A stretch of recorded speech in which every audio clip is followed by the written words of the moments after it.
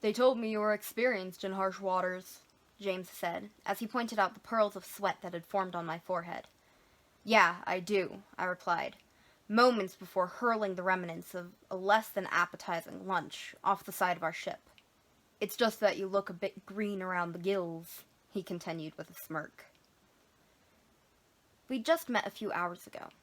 I'd been airlifted to USS Orion, a sea lift handling abyssal transport capsules for a classified project conducted by the United States Navy.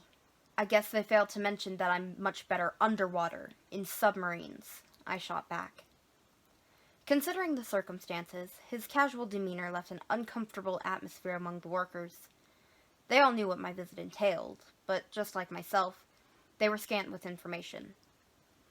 All I knew was that there might be a contagious infection at the bottom of the ocean, and my job was either to disprove it or confine the entire crew aboard the station. As soon as we were positioned securely on top of the Tonga Trench, we were rushed into the transport capsule, a minuscule vertical submarine designed simply to take us to the base of the ocean floor, 20,000 feet below us. Talos. I entered the sub, feeling excited, while also dreading the return to the deep blue. It had been 10 years since serving as a hospital corpsman, one of the few actually stationed aboard a submarine. Over the years, I had clearly lost the natural sense I once had for the ocean, yet I longed desperately for it. "Whenever you're ready, Doc," one of the crew members said, impatiently waiting for us to drop into the abyss. I raised my thumb. "As ready as I'll ever be. Go ahead." 10 feet, the twilight zone. The impact with the ocean lightly shook the capsule.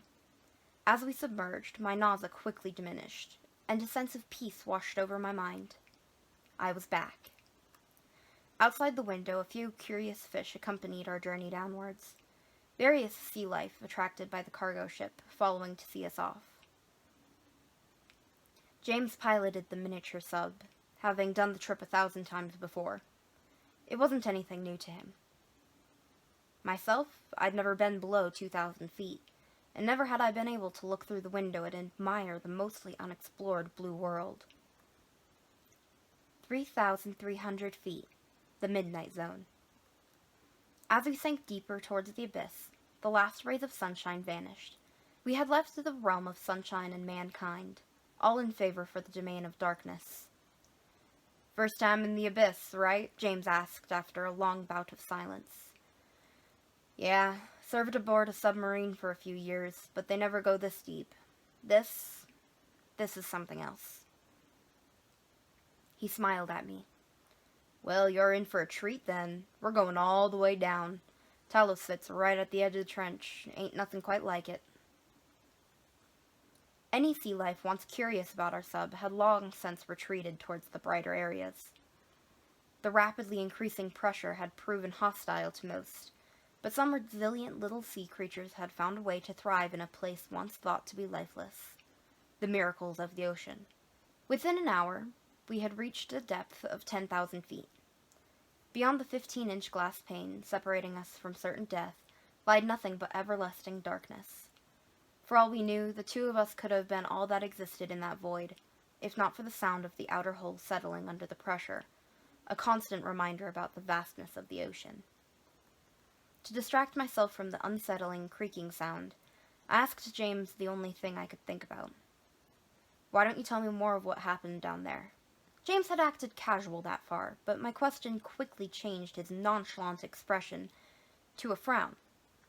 "They briefed you on the surface, didn't they?" "Of course, but then that'll have to do," he said firmly. 13,100 feet, the abyssal zone. The world outside hypnotized me, staring so far into nothing. Knowing there could be a full world only a couple of feet before you was bizarre. I'd never experienced true darkness until that day, and to think a good portion of Earth's life had existed within it for millions of years terrified me. When I served aboard the USS Catasia, my captain explained why they don't put windows on submarines. He told us stories about shipmates going crazy after years of sea, that the isolation or distance from the mainland never bothered any of them. He firmly believed that staring into the ocean and pondering its secrets was what truly drove men from their sanity, and to combat this, they never put windows on their vessels. Though it was clearly a tale he made up, seeing what truly lies beyond the surface brought back these memories. Maybe he was right after all. My sinister thoughts were interrupted by a dim light appearing in the distance. A red dot dancing blissfully up and down, getting closer to our little sub. It was a jellyfish. "Would you look at that?" James said, as he pointed at the little creature, so fragile, yet defying the deep-sea pressure. Another light joined in, then a few more, and before long a symphony of pulsating crimson lights formed around our capsule, welcoming us with the warmth of 1,000 stars, making up their own little galaxy thousands of feet below the surface. It was the most magnificent thing I'd ever seen, a bloom of jellyfish happily existing in such hostile conditions. I couldn't help but feel impressed. "They're called Atolla jellyfish," James stated. "They don't usually venture this far down, but there's something about this place that seems to attract them. I usually see a few on my journeys down here, but never anything like this." I just nodded in response, too mesmerized by the sight to notice what he said. But as quickly as they had appeared, they vanished, once more leaving us in absolute darkness. "Listen, Doc, I'm sorry about the outburst earlier," James said. I turned to him, turning my back to the darkness for the first time. It made me feel vulnerable. "You gotta understand, this ain't something we usually deal with. And Mike, well, I've known him most of my life. I know how much this sucks. Believe me, I'm trying to get as much info as possible, for all of our sakes," I said. "Yeah, well, there's nothing I could tell you anyway. The airlock has been on lockdown for the past 2 days, and we've been under strict orders not to open it until you deem it safe to do so." I didn't ask any further questions. I'd dealt with contagions ever since leaving the Navy, and 90% of the time, they were simple overreactions. 19,700 feet. The ocean basin. For the first time since we left the ship, the radio came to life, emitting a static sound, one that slowly took the shape of a man's voice. "James, can you hear me?" the voice asked. "Loud and clear, Captain. I've got our man from the CDC with me as well. We're just about ready to dock." "Great. The crew is impatient. The radio started breaking up. "Ah, damn, the radio is... Dock at Section A. Don't..." It shut off completely. "Welcome to the Abyssal Zone," James said. "The radio has been acting strange lately. Imagine giving us a state-of-the-art station, but comms from last millennium." Through the window, we could see a massive dome lit up by hundreds of lights. 3 paths stretched from its center, each lit up by different colors, making sectors A, B, and C. There was something else lit up by station's light. At first just obscured figures leaving shadows in the sand, but as we got closer, I realized they were fish. Hundreds, if not thousands, of dead sea creatures littering the ocean bed, their corpses mangled from the intense pressure. "Christ, what the hell's up with the fish?" I asked, horrified. "Same as the Atolla. Something attracts them down here, they swim until their bodies break under the pressure, then they sink." "What could possibly do that?" "There are a few theories, but from what we can tell, it's a sound that we periodically hear from the trench." The docking process in itself took quite some time. The outer hull had changed ever so slightly due to the high pressure, just enough so that fitting into the station proved a challenge. As the doors finally opened, I stumbled outside the capsule, greeted by 3 of the crew members aboard. "You're the doctor, right?" the oldest of them asked. "That's correct," I said, as he reached out his hand to introduce himself. "The name's Robert Lewis. I'm the captain assigned to Talos," he said as he shook my hand. "Thank you for coming this far. I know it's not the most pleasant journey." He seemed polite enough, though clearly sleep-deprived, with bloodshot eyes and greasy hair. "This is Jennifer Burke, one of our biologists, and that's Henry Gale, our technician," he said. They both shook my hand, neither making eye contact as they did. "Hey, Cap, where's Abby?" James asked. Still at Section B. She's not doing too well, as I'm sure you can understand, he responded. James nodded. Let's talk, Robert said as he gestured for me to follow. The hallways were narrow, dimly lit up with lights that flickered, and constant creaking emanating from the walls. It looked disproportionate, considering how large it had all seemed from the outside, and I was a rather tall guy. I had to crouch down to keep my head from knocking into the ceiling. I'm sorry about the grim mood, Robert said. It's the first time we're dealing with something like this. I'm assuming they told you about the situation on the surface? He asked. They did, but I have to admit I'm a bit fuzzy on the details. As are we. Mike put himself in lockdown as soon as he returned to the station, and we haven't had clearance to open it yet. Mike, didn't have any good reasons? I asked. He never got the chance. He fell over dead the second he hit the button. Robert led us into the central dome. In contrast to the hallways, it was a pleasant surprise. A large living space filled with furniture and personal affects. Had I not known better, I could have believed we were still on the surface. Mike discovered some microorganisms down in the trench, a new type of parasite, he said. He claimed they were able to withstand any amount of pressure, which isn't a surprise down here, but he also explained that they were completely unaffected by rapid changes in the environment, Robert said as we headed inside the office. Did he believe it was contagious? I asked. Seeing as he was our mycobiologist, I can't really come up with another fathomable conclusion. Needless to say, we destroyed all the samples, but we still don't know why he put himself into lockdown. Robert sighed. But that's not the strangest thing. I waited patiently for him to continue. While he tried to form words, he clearly had trouble believing himself. We lost him down in the trench for 3 entire days. The tracking system failed and the comms went down. We did whatever we could, but it was futile. Even if we had found him, he only had enough oxygen for 10 hours, so we presumed he had died. Then out of nowhere, his tracker reappeared on our systems, showing that he was moving back up the Tonga elevator, and though he never responded to any of our attempts to contacting him, he was clearly alive. How? It's impossible, yet it happened. Once we let him into the station, he simply locked it all down and fell over dead on the ground. Before Robert could continue, the technician walked into the office. When you examine him, be careful not to damage the EMP suit. This is hardly the time, Henry, Robert commanded, glaring at him. I'm just saying, this is a billion-dollar project. Why don't you go get the equipment for our doctor here, Robert demanded, getting more agitated by the minute. Look, Captain, if you would just let me go into the airlock, I could take all necessary precautions. Absolutely not. Do you think headquarters would have sent some damn CDC if they thought we could handle it? For Christ's sake, Henry, know your limits. The technician left and quickly returned with a modified hazmat suit and some surgical supplies. We moved on towards Section B. Unlike the hallways we have traversed before, these were large and well lit up.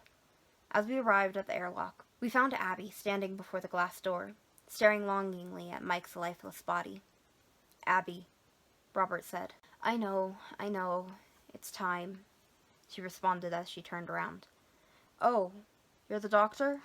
She asked, her eyes red and voice trembling. I nodded.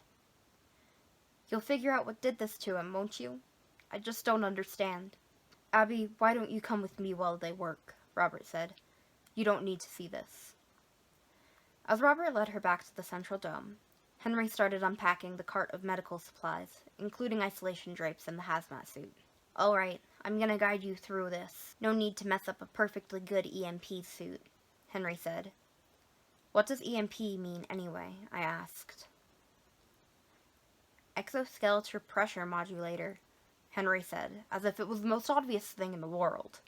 James and Jennifer helped me seal the hazmat suit, while Henry hung up the isolation drapes. I stepped through while Jennifer entered a code behind me to open the airlock.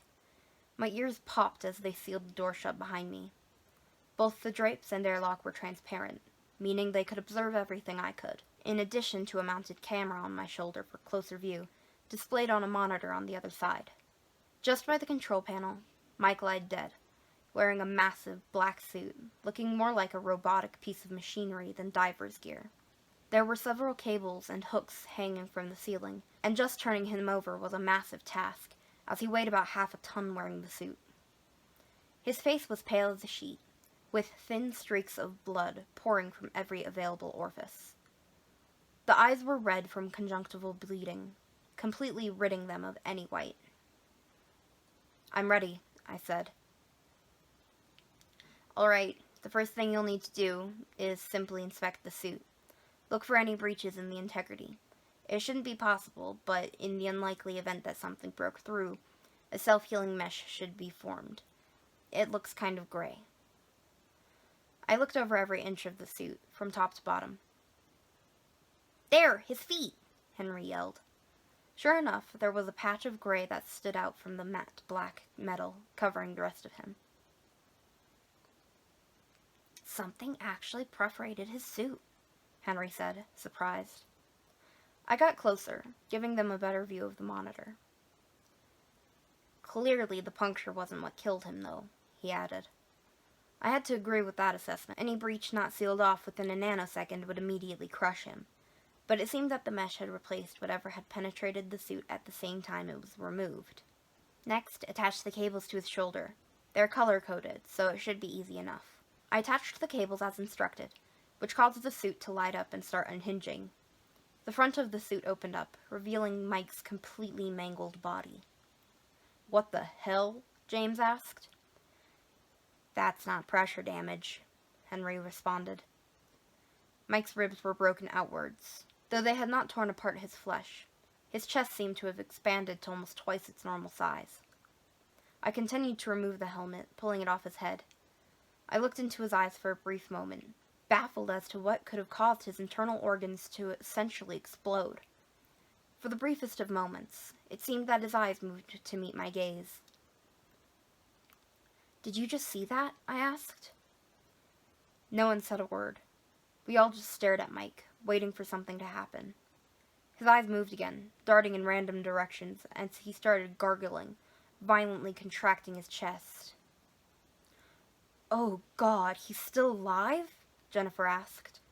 He opened his mouth, letting thousands of massive worms pull out onto the floor. They immediately crawled in every direction, up the walls onto the ceiling, desperately searching for a way out. Mike continued to spew out even more slimy worms. His mouth tore open in the process, leaving his jaw completely unhinged before falling off. Once all the worms seemed to have exited his corpse, his chest tore open, revealing even larger worms. It quickly became apparent that all his organs had been consumed, replaced with the disgusting creatures. Some of them started clinging to my suit as I swatted at them in panic. None of the others knew what to do. They could only stare at me flailing around. As the worms touched each other, their flesh temporarily fused, forming longer versions of themselves, growing in size and then breaking off again. They wrapped around my arms and legs. I begged for someone to help me, but what could they do? "Hang in there," Henry yelled, as he fumbled with the panel for the airlock. Within seconds, a few small taps emerged from the ceiling, spewing what I could only assume was liquid nitrogen. Whatever it was, the worms froze in place, freezing to the point where I could break them into tiny pieces. It only took a moment, but all the worms had been killed off. And though my suit had partially protected me from the cold, I collapsed, exhausted and shivering onto the ground. "Get me the fuck out of here," I demanded, knowing fully well they couldn't do that until I had dealt with the infestation. Robert had just returned in time to see what the commotion was about, and upon seeing what remained of Mike lying torn to pieces on the ground, he stopped in his tracks. After a minute of catching my breath, I got some sense back. With some morbid sense of humor and functioning on autopilot, I turned towards Henry. "Sorry, but the suit isn't going to be salvaged. We're ejecting the whole fucking airlock as soon as I get out of here." Henry turned to Robert, pleading for him to make me reconsider, despite what we had all just witnessed, but Robert took my side. After removing the recording unit from the EMP suit, I packed the entire thing into an easily ejectable container, while making sure that no worms remained on my suit. All I took was a small sample of a frozen worm packed in a vacuum container. I exited the airlock and handed the sample over to Jennifer.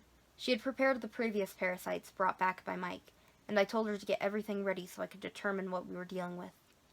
Robert started the procedure of ejecting the airlock's content, including what remained of Mike and the EMP suit, Henry pouting the whole time. James hadn't moved an inch since the event. He turned sickly pale, as if he just realized the severity of the situation. "We have to tell him, Captain," he said, quietly after a few minutes. "Tell me what?" I asked while getting out of the hazmat suit. Robert took a deep breath, mulling over his options. "You're right." "Tell me what?" I repeated. "The real reason why we're stationed down here." Hi there, and thank you for watching. Feel free to comment down below what you thought of the story, or if there's another story you want to hear. I really want to hear about your own scary or paranormal experiences, so please feel free to go to my Instagram or my email, both displayed on the screen, and tell me all about them. Thank you for watching, and I hope to see you again soon.